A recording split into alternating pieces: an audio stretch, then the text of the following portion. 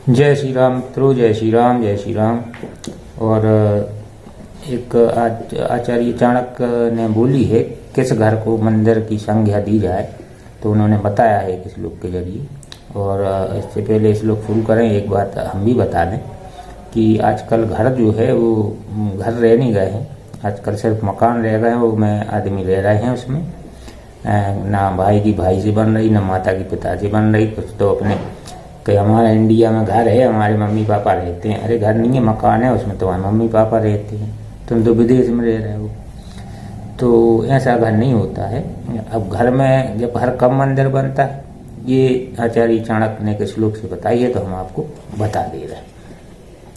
सानंद सुताश्च सुधेयः कांता प्रिय लापनी सुधनम सन्मित्रम स्वपोषति रतिः स्वाज्ञापराः सेवकः आतिथ्यम शिवपूजनम प्रतिदिनम मिष्ठान्नपानम गृहे साधो संगमुपासते च संतता धन्य गृहस्थश्रम। तो भैया अब इसका आप अर्थ सुन लो। संस्कृत तो क्योंकि सबको आती नहीं, अपने देश में हमें खुद नहीं आती है, आती है उतनी अच्छे से नहीं आती। तो इसका भावार्थ है भैया कि आनंद की हिलोरों से युक्त घर हो, मतलब जहाँ हंसी खुशी का माहौल हो, सब आदमी प्रसन्न हो मन में और एक दूसरे से प्रेम हो, ठीक है। पुत्र और पुत्रियाँ उत्तम बुद्धि से युक्त हों, मतलब ये जो आपके लड़का बच्चे हैं, बच्चियाँ हैं, तो बुद्धि उनकी उत्तम बुद्धि का मतलब है वो कोई गलत काम ना करें, सही काम करें, सत्य की राह पे चलें और अपने जो भी काम है अपना वो करें।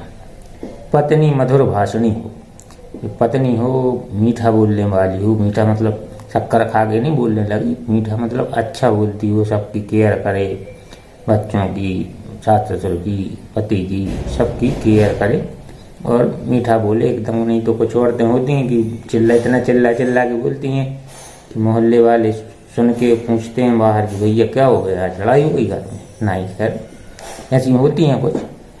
तो मधुर भाषणी हो, परिश्रम और ईमानदारी से कमाया हुआ धन हो। भैया धन की तो बहुत से लोग कहते हैं कि बेईमानी से नहीं कमाओ, क्योंकि बेईमानी का पैसा बहुत खराब होता है। तो अपनी मेहनत से कमाओ, ईमानदारी से कमाओ, वो ही धन सही धन है। और ये तो धन के तो बनाए तो वीडियो बहुत लंबा चला जाएगा, तो अपन छोटा ही वीडियो बनाते हैं, तो इतना ही समझ लो कि ऐसा धन हो। उत्तम मित्र हों, अच्छे मित्र हों आपकी। ये नहीं कि चलो भैया पार्टी हो जाए आज, वो अपन खर्चा वर्चा करवाए और निकल गए, और भले ही वो खर्च करें, लेकिन वो उत्तम मित्र नहीं कहे जाएंगे जो आपको गलत राह पे ले जाएं। अच्छे मित्र हों जो आपको सही रास्ता दिखाएं। अपनी पत्नी में ही प्रेम व अनुराग हो। भाई तो ये देखो सबसे बड़ी बात है, अपनी पत्नी से प्रेम करो, अपनी पत्नी में ही आसक्ति रखो। दूसरे की में रखोगे तो आपकी अस्थियां, हड्डियां डिसबैलेंस हो सकती हैं कभी ना कभी। वैसे तो छप के बहुत से लोग करते हैं, लेकिन कभी ना कभी पकड़े जाते हैं, तो फिर बहुत इधर से उधर कहीं रपोटा रपाटी जेल जा रहा है, फालतू की बहुत सी मतलब बुराइयाँ होती हैं। तो अपनी देखो, दूसरे की ना देखो। नौकर चाकर स्वामी की आज्ञा पालन करने वाले हो। हाँ भाई ये सबसे बड़ी बात है, क्योंकि जो कभी कभी मतलब स्वामी इतना विश्वास करता है नौकर पे कि अपना सब कुछ छोड़ के उसके भरोसे वो चला जाता है। और ऐसी मतलब आज्ञा पालन करें कि हाँ स्वामी की मन की बात समझ लें कि ये क्या कहना चाहती है। नहीं तो आजकल तो खैर मिलते ही नहीं है ऐसे। चलो आजकल तो पेपर में आती नहीं हुई कि वो फलाने नौकर ने और नौकरानी ने मालिक को बांधा और चाकी ने आपको लूटा और जे जा रहा है। अतिथियों का आदर सम्मान होता है। भाई अतिथि आते हैं तो उनका आदर सम्मान होना चाहिए। वो आए उनको प्यार से पूछो, बिठाओ, चाय पिलाओ, नाश्ता कराओ, रुकने को बोलो, खाना खिलाओ और बड़ी आदर सम्मान करो। खैर पहले आते थे अतिथि तो कई दिन रुकते थे, 8-8, 15-15 दिन। अब तो 15-20 मिनट को आते हैं, तो कम से कम उतने में आदर सम्मान कर लो, चाय बिस्कुट खिलाओ, तो वैसे ही चले जाएंगे, चिंता नहीं करो।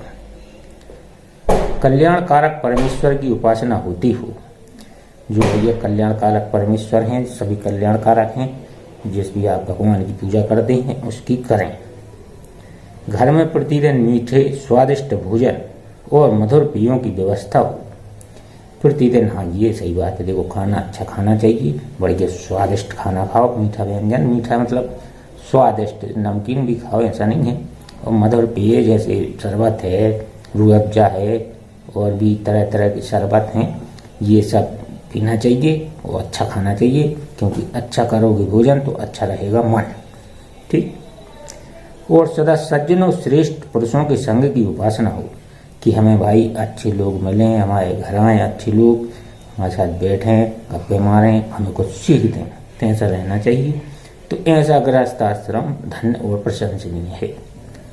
तो ऐसा होना चाहिए भाई गृहस्थाश्रम। तो ये कुछ बातें थी, आपने हो सकता है ध्यान से सुन ली हो, और नहीं सुनी हो तो फिर एक बार वीडियो देख लेना, उसमें क्या है। तो फिर अपन मिलते हैं आपसे अगले वीडियो में कुछ नई बात के साथ। तब तक के लिए नमस्कार, जय श्री राम।